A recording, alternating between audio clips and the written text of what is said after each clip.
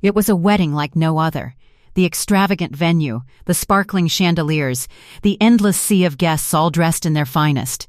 And there I was, the bride, standing at the altar, my smile plastered across my face, masking the truth that twisted in my chest. The truth that I hadn't married for love. I hadn't married for companionship, for affection, or even for the idea of a lifelong partnership. I married for money. The ring on my finger wasn't just a symbol of a promise, it was my ticket to the life I had always dreamed of. A life filled with luxury, comfort, and security. It wasn't about him, not really. It was about what he could give me. And as I stood there, looking into his eyes that sparkled with excitement, oblivious to the storm brewing inside me, I knew I had made the right choice. Or so I thought. But I was wrong.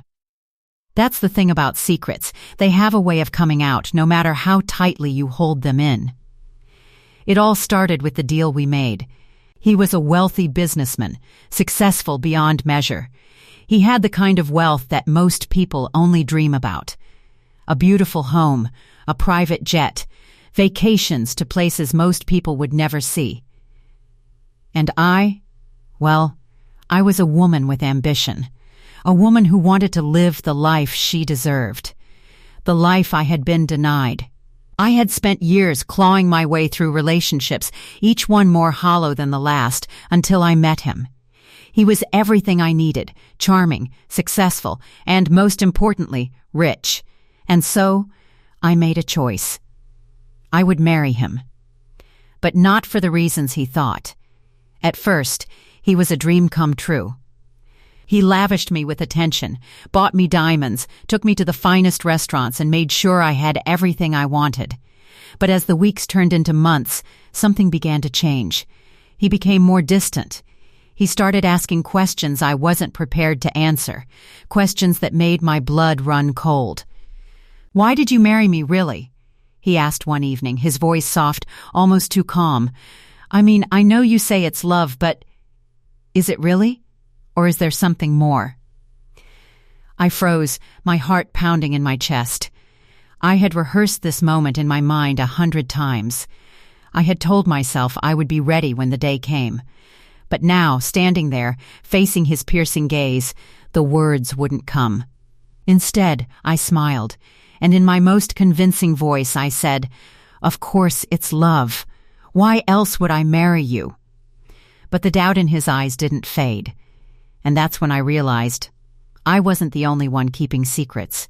He was too. Days turned into weeks, and the tension between us grew.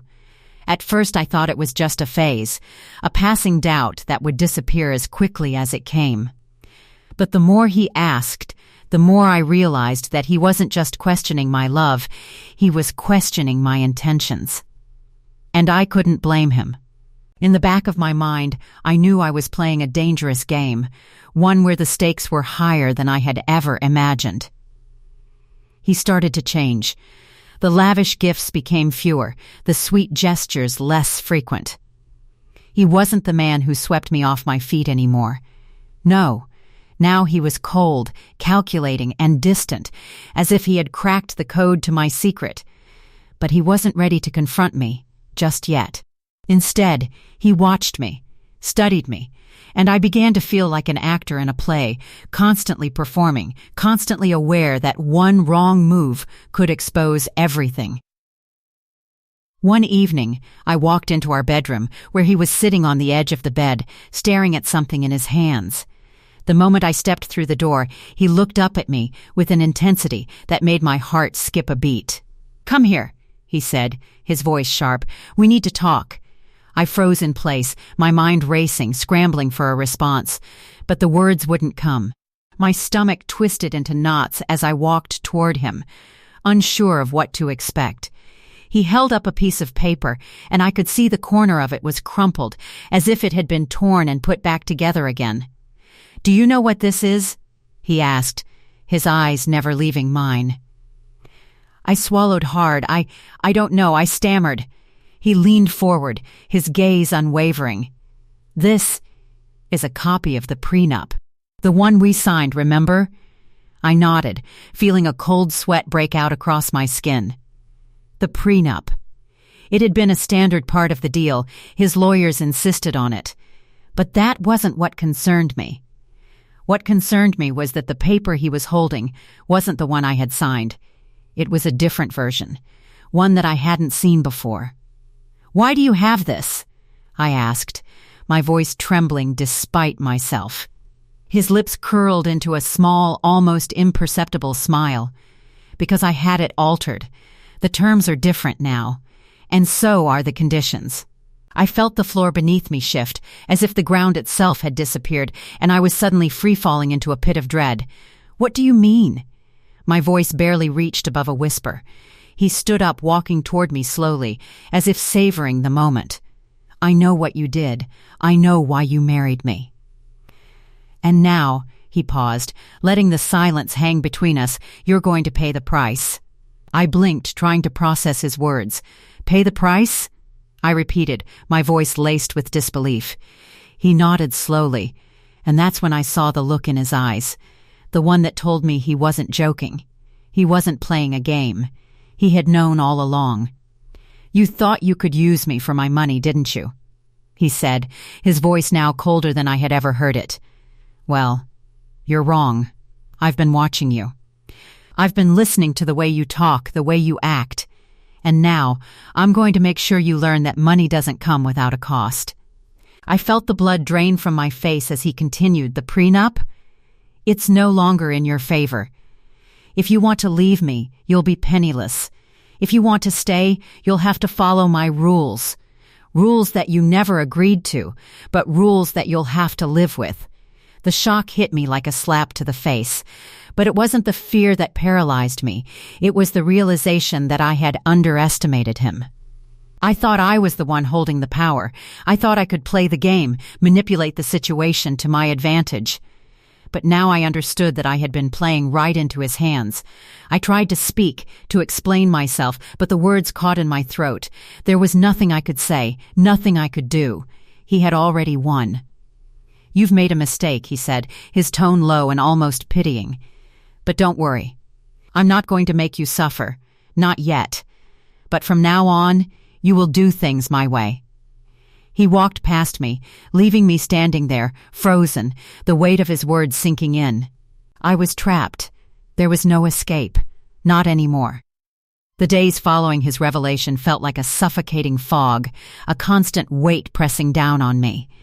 Each moment, each decision, was now dictated by the terms he had laid out, terms I never thought I'd have to live by.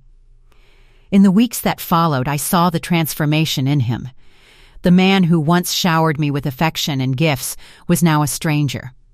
His smiles were thin, forced, and his gaze always calculating.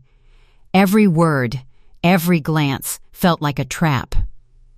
The warmth in our home had been replaced with an eerie chill.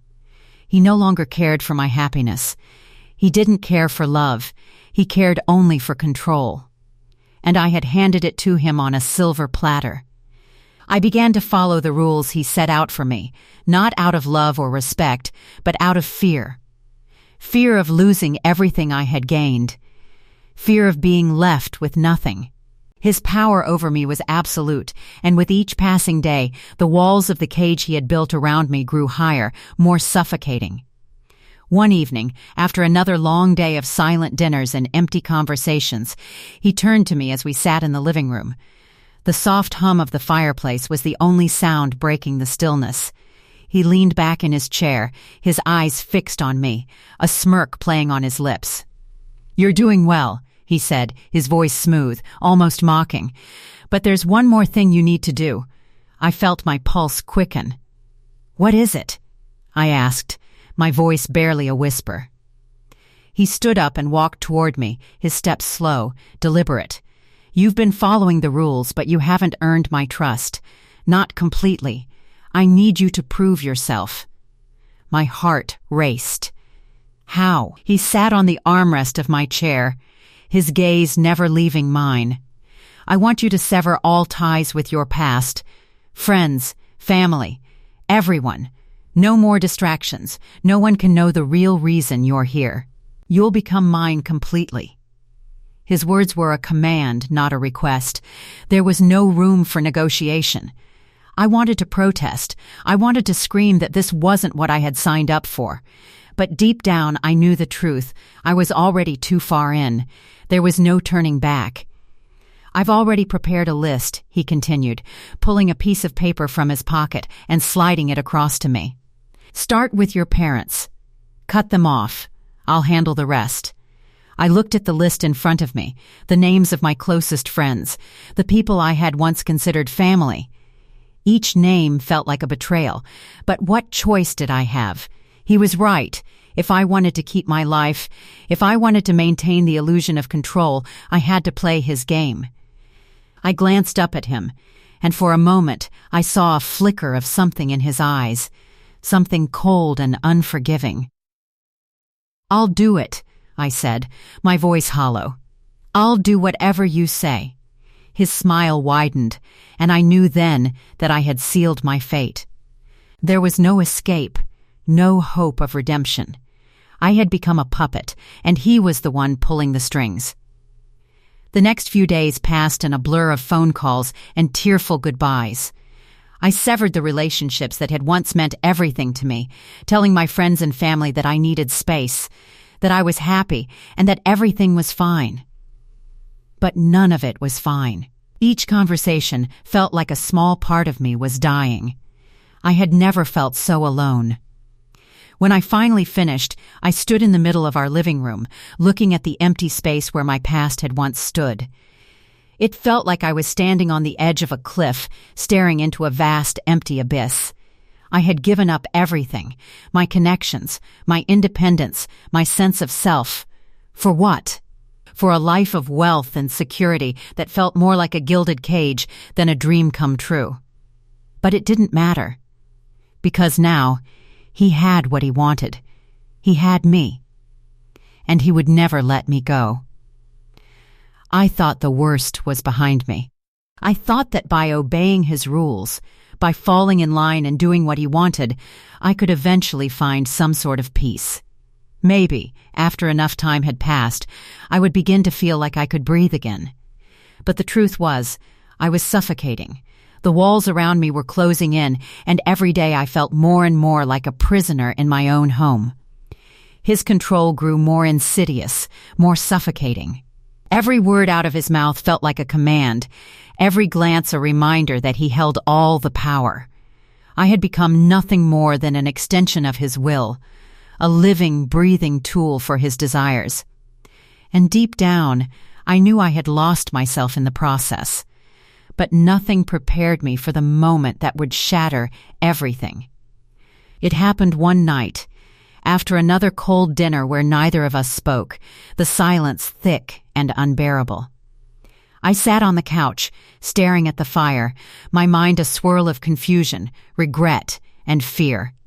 I tried to focus on the flames, but all I could think about was how I had let myself be consumed by this life, by him. I had built this prison around myself, and now it felt like there was no way out. He entered the room, his footsteps sharp on the hardwood floor. I could tell he was angry, even before he spoke. "You haven't been following the rules," he said, his voice clipped, dangerously calm. I turned toward him, my heart skipping a beat. "What do you mean?" I asked, my voice barely above a whisper. His eyes narrowed, and for the first time in a long time I saw a flicker of something I hadn't seen in him before, a hint of cruelty, a glint of something darker. "I know what you've been doing," he said, his words slow and deliberate. "I know you've been sneaking around. I've been watching you." A chill ran down my spine. "I haven't done anything," I protested, my hands trembling in my lap. He didn't answer immediately. Instead, he walked over to the desk, picking up a stack of papers, his expression unreadable. "Then explain this." He slammed the papers down on the table in front of me, and I froze. There, in black and white, was evidence of my betrayal. Bank statements, phone records, and emails all pointing to the same thing. A secret account I had opened, money I had stashed away, just in case. I had done it to protect myself. I had told myself it was for security, that it was my safety net if everything went wrong. But now, as I looked at the papers in front of me, I realized it was more than that. It was a lifeline, a way for me to regain some control, some power. His voice was cold as ice as he spoke. "You thought you could outsmart me, didn't you? You thought you could keep a secret from me." I felt my heart pound in my chest, the truth crashing down on me like a wave. I didn't mean for it to go this far, I said, my voice shaking. I didn't want to be left with nothing. "You already have nothing," he said, his words sharp. "You thought you could have it all, my wealth, my power, my life, but you never understood the cost. And now, you'll pay for your mistakes." I opened my mouth to respond, but no words came. I was caught, exposed, and there was nothing I could do to fix it. He stood there for a moment, watching me, and I saw the satisfaction in his eyes. He was enjoying this, enjoying seeing me crumble under the weight of my own lies. And in that moment, something inside me snapped. The fear, the guilt, the shame, all of it came rushing to the surface. "I've lost everything, haven't I?" I whispered, more to myself than to him. "I gave up everything for you. For this life. And now I'm nothing." His expression softened just for a moment, as if he were pretending to feel sorry for me. "You're right about one thing," he said, his voice quieter now. "You gave up everything. But it wasn't for me. It was for the life you wanted. And now, you'll have to live with the consequences." His words hit me like a blow to the chest. I had been so blind, so desperate for the life I thought I deserved, that I had let myself become a pawn in his game. And now, I had nothing left. But as the weight of his words settled over me, a surge of something else began to build inside me. Anger. Resentment. The realization that I was still alive, still capable of fighting back, no matter how much I had lost. He might have thought he had broken me, but deep down, I knew something had shifted. I wasn't going to let him control me anymore. The days that followed were a blur. I was numb, barely existing in a house that no longer felt like a home. His words echoed in my mind, a constant reminder of everything I had lost and everything I had become. The man I had married, the man who had once been my ticket to a life of luxury, was now the man who held me captive in every sense of the word. His grip on me was ironclad, and with each passing moment, I felt myself slipping further away from the person I once was. But something had shifted inside me, something that couldn't be ignored. The anger I had tried to suppress began to build, a smoldering fire that refused to be extinguished. I had spent so long pretending, so long obeying his every command, that I had forgotten who I was. But now, with everything stripped away, I could feel the faint stirrings of rebellion. I had to escape. I had to take back control, before it was too late. The night it all came to a head, I found myself standing in front of the mirror, staring at my reflection. I hardly recognized the woman looking back at me. My face was pale, my eyes hollow, and the sparkle that had once defined me was gone. I had been beaten down, manipulated, and used. But I wasn't done. Not yet. I heard the sound of footsteps behind me, and I knew he was there, watching me, waiting for me to crack. He had become more paranoid in recent weeks, keeping a closer eye on me, always there, always watching. His control had tightened, but I was done living under his thumb. "What are you thinking about?" His voice was low, almost predatory. I didn't turn around. Nothing. He stepped closer, his presence filling the room. "You've been distant. I don't like it. I told you, you're mine. And I expect you to remember that." I swallowed hard, my heart pounding in my chest. I could feel the tension between us, thick and heavy. This was the moment when I had to decide whether I would keep living in this prison or fight for my freedom. I took a deep breath, gathering the courage I had long since lost. "I'm not yours," I said, my voice surprisingly steady. "Not anymore." His eyes flashed with anger, but I didn't flinch. "What did you say?" His voice was colder now, dangerous. "I said I'm not yours," I repeated, my resolve hardening with each word. "I'm done playing your game. I'm done pretending to be the woman you want me to be." For a moment there was silence. I could feel the heat of his fury radiating off him, but I stood my ground. I wasn't going to let him break me. Not again. He took a step toward me, his hand reaching for my arm, but I quickly pulled away. "You can't keep controlling me," I said, my voice trembling, but not from fear. "You don't own me, and I'm not going to let you ruin me." His face twisted with rage, but instead of striking out, he paused. There was a flicker of hesitation in his eyes, a moment where I saw the man I had once married, the man I had thought I could love. But it was fleeting, disappearing as quickly as it had come. The man standing in front of me wasn't the man I had known. He was a monster, a man who had taken everything from me, and now he was about to lose everything he had worked so hard to build. "You think you can walk away from all of this?" His voice was cold, calculating. "You think I'll just let you go?" "I don't care what you think," I snapped, the defiance rising within me. "I'm leaving. I'm not your pawn anymore." He chuckled, a dark, humorless sound. "You think you can just leave with nothing? You think you'll be free? No one leaves me. Not without paying the price." The words hit me like a punch to the gut. I had expected this. I had known the consequences of defying him. But now, the truth was clear. I had no choice. If I wanted to leave, I had to take the ultimate risk. I turned toward the door, my mind racing. I had been planning this moment for weeks, preparing for the day when I would finally make my escape. The bank account I had secretly built up, the connections I had secretly made, it was all leading to this. I wasn't going to leave empty-handed. I wasn't going to let him have the satisfaction of destroying me. I reached for my bag, stuffing the important papers inside, the documents that would protect me if I ever had to fight for my freedom. As I did, I heard him moving behind me, his footsteps heavy and deliberate. I could feel the heat of his presence, the tension crackling in the air. But I didn't stop. I couldn't stop. I had made my decision, and there was no turning back. "You're making a mistake," he said, his voice a low growl. "I'm done making mistakes," I replied, my voice steady, unwavering. "This is my life now, and I'm taking it back." I opened the door and stepped into the night, the cool air rushing over me as I took the first step toward my freedom. I didn't know what awaited me outside, but for the first time in years, I felt like I had control, like I was in charge of my own destiny.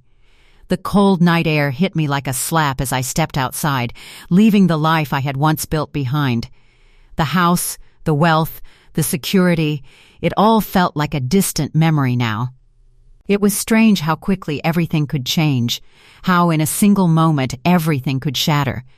But as I walked down the driveway, every step away from him felt like a small victory. A victory over the life I had been forced into. A victory over the man who had thought he could control me forever. I didn't look back. I couldn't. If I did, I might crumble. I might turn around and fall back into the prison he had made for me. So I kept moving forward, walking with purpose, determined to make it to the car I had packed with my essentials, ready for this final escape. But as I reached the car, I heard it. The sound of footsteps behind me, fast and deliberate. My heart skipped a beat as I turned around, but it was too late. He was there. "Where do you think you're going?" His voice, low and dangerous, echoed in the stillness of the night. I froze. The man standing before me wasn't the one I had married. This was someone else. Someone darker. Someone who had been waiting for this moment to finally show his true face. "I'm leaving," I said, my voice steady. But inside, panic was starting to rise. "You can't stop me." He smiled, a cruel, twisted grin that sent a chill through me. "You think it's that simple? You think you can just walk away from everything and expect no consequences? I stood tall, trying to project strength, but I could feel my knees shaking beneath me. I don't care about the consequences anymore. I'm done with you. I'm done with everything. His smile faded, replaced by something colder. You think you've won? You think you can just leave me like this? You've taken everything from me, everything I built. And now, you want to walk away with it all? I took a step back, my hand gripping the door handle of the car. I'm not taking anything from you. I'm just taking back my life. And I'm leaving. Now. For a brief moment, he didn't move. He stood there, watching me with a look in his eyes that could only be described as calculating. Then, without warning, he stepped forward, closing the distance between us. You think you're free? You're not free. Not yet. Before I could react, he grabbed my arm, his grip tight and painful. You're not going anywhere, he hissed, pulling me toward him. Fear surged through me, but this time I didn't panic. I fought back, twisting my body out of his grasp and pushing him away. Let go of me. I shouted, my voice trembling with raw emotion. His eyes flashed with rage, and for a split second I thought he might strike me. But instead, he took a step back, his chest heaving with anger. You think you're leaving with nothing, don't you? He sneered. You think I won't destroy you? You think you can just walk away and start over?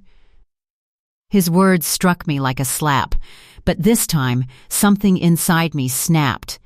He had taken everything from me, yes, but not everything. He had never taken my will, my strength, my determination, and now as I stood there staring him down, I realized I wasn't going to let him win. Not again. You've already tried to destroy me, I said, my voice rising with defiance. But you can't. I'm not afraid of you anymore. I'm not your prisoner. I'm leaving. And nothing you say or do is going to change that. He sneered, taking another step toward me, but I didn't back down. This time I stood firm. You don't control me. Not anymore. For a long moment there was silence between us. The night air was still, the only sound the faint rustle of leaves in the wind. Then, slowly, he let go of my arm. His eyes burned with anger, but there was something else there, too, something almost resigned. You think you're free? He asked, his voice quieter now. You think you've won? You've taken everything from me, and now you want to walk away with nothing. I shook my head, my chest tightening. I haven't taken anything from you. I've just taken back what was mine. And I'm not going to let you keep me locked in your cage any longer. He stood there, his expression dark, as if weighing my words. And then, without a word, he turned and walked away. For a moment, I didn't move. I didn't even breathe. I stood there, staring after him, not believing that it was finally over, that I had finally done it. I had finally broken free. I opened the car door and slid into the driver's seat, my hands trembling as I started the engine. As I pulled away, I glanced in the rearview mirror one last time. The house was fading into the distance, the life I had once known slipping away with each passing mile. I didn't know what the future held. I didn't know what I would do next, where I would go, or who I would become. But for the first time in years I felt a sense of hope, a sense of freedom. I was no longer his, and that in itself was everything. People think the price I paid was money. They're wrong. Money was the excuse, the surface wound, the thing everyone points at when they hear my story. She married for money. Of course it ended badly. But the real cost came later, after the doors closed behind me, after the engine carried me into a future that didn't yet have a shape. The real price was learning how to live without the armor I'd built. For a long time after I left, I slept with the lights on. Silence scared me more than his voice ever had. In silence, there was nothing to distract me from my thoughts, no rules to follow, no fear to obey, no role to play. Just me. Just the woman I had buried under ambition and greed and survival. I rented a small apartment with mismatched furniture and thin walls. The first night there, I sat on the floor with my back against the door, my suitcase unopened, my wedding ring resting in my palm. It looked ridiculous in that room, too shiny, too heavy, like it belonged to someone else. I placed it on the windowsill and watched the morning light hit it. For the first time, I didn't feel pride. I didn't feel regret. I felt distance. That ring had been a contract, not a promise, a symbol of safety that turned into a leash. And I finally understood something I had refused to see before. When you trade love for security, you don't get either. You get a performance.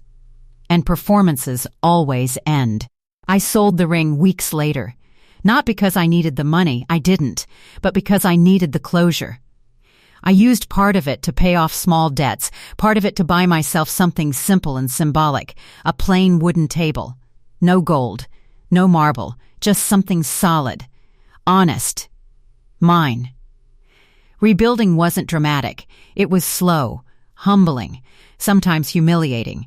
I apologized to people who didn't owe me forgiveness. Some didn't answer. Some did. A few cried with me on the phone, voices shaky but real. Every reconnection felt like stitching skin back onto bone. Painful, necessary, alive. I went back to work. Not the glamorous kind I once imagined, but work that paid my bills and let me sleep at night. I learned how to budget, how to say no, how to sit with discomfort without trying to buy my way out of it. And slowly, something unexpected happened. I started to like myself again. Not the version of me who could command a room in designer clothes. Not the version who thought survival meant manipulation. But the quieter one. The one who made her own coffee. Who walked everywhere. Who laughed without checking if it sounded impressive. Sometimes, late at night, I still replay moments from that marriage. The warnings I ignored. The questions I dodged. The part of me that thought control was love because it felt like safety. I don't excuse myself. I don't pretend I was innocent. I married for money. That part is true. But I didn't deserve to be punished for it. That's the lie people get wrong. No one deserves to be owned. No one deserves to be broken as a lesson. No one deserves to pay with their freedom. I paid plenty. I paid with fear, with isolation, with years of silence, with the humiliation of starting over while people whispered behind my back. But what I kept mattered more. I kept my name. I kept my will. I kept the ability to choose differently. And if you're listening to this because you see yourself somewhere in my story, standing at an altar for the wrong reasons, staying quiet to stay safe, convincing yourself that comfort is the same thing as love, hear this clearly. The price of leaving will never be higher than the price of staying. I didn't walk away rich. I walked away free. And that was the only fortune that ever mattered. There's one last truth I haven't said out loud yet, because it took me the longest to accept. I didn't just marry for money. I married because I was afraid. Afraid of struggling. Afraid of being invisible. Afraid of ending up with nothing to show for all the years I fought to survive. I told myself love was a luxury, something people with safety could afford. I told myself I was being smart, practical, realistic. But fear is a terrible advisor. It never tells you the full price up front. What I didn't understand back then was this. When you build your life on fear, someone else will always sense it. And some people don't comfort fear. They exploit it. They wrap it in rules, call it protection, and slowly convince you that obedience is gratitude. That's how I lost myself. Not overnight, not in one dramatic moment, but in tiny pieces. The way I stopped disagreeing, the way I checked his mood before speaking, the way I measured my worth by how little trouble I caused. And the scariest part? From the outside, my life still looked perfect. People envied me, complimented me, asked how I got so lucky. They didn't see the silence. They didn't see the fear behind closed doors. They didn't see the woman shrinking to fit a life she never truly owned. Leaving didn't magically fix me. Freedom didn't arrive with fireworks or applause. It came quietly, through loneliness, through doubt, through days where I wondered if I'd made the biggest mistake of my life. But here's what freedom did give me. Choice. The choice to fail on my own terms. The choice to love without bargaining. The choice to build a life that doesn't require permission. I still don't have everything figured out. Some days are heavy, some nights are long. But every breath I take belongs to me, and that's something no amount of money ever bought. So if there's a moral to my story, it's not don't marry for money. It's this: never trade your voice for comfort. Never trade your freedom for security. And never believe that someone who controls you loves you. I paid a price, yes. But I also reclaimed something priceless. Myself.